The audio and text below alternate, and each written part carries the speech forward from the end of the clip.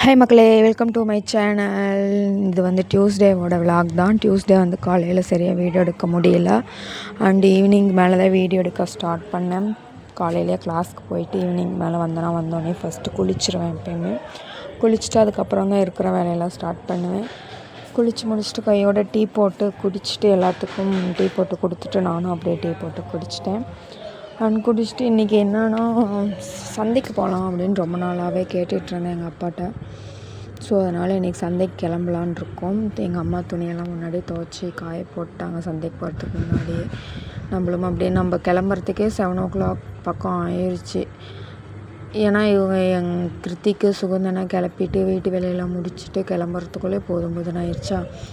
So அதுலேயே late ஆயிடுச்சு.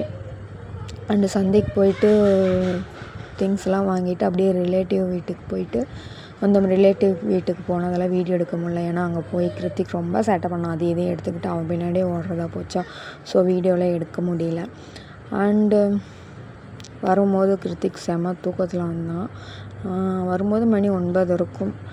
So வந்தோடனே எங்கள் அம்மா ஃபஸ்ட்டு சாப்பாடெல்லாம் உல வச்சுட்டு தான் அந்த காயெல்லாம் எடுத்து வச்சுட்டு இருந்தாங்க.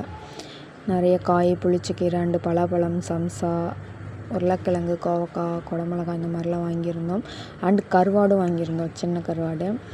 அண்டு கிருத்திக்காக தான் இந்த டைம் சந்தைக்கு போனோம். அவன் வேடிக்கை பார்க்கணும் அப்படின்னு சொல்லிட்டு எங்கள் அப்பா கிருத்திக்காக தான் கூட்டிகிட்டு போனார். இல்லைன்னா எப்போயுமே எங்கள் அப்பா தான் வாங்கிட்டு வந்து தருவார் எந்த பொருளாக இருந்தாலும். அப்புறம் எல்லாம் எடுத்து வச்சுட்டு சம்சா வாங்கிட்டு வந்துருந்தோம்ல, அதையும் சாப்பிட்டோம். சம்சா சூப்பராக இருந்துச்சு.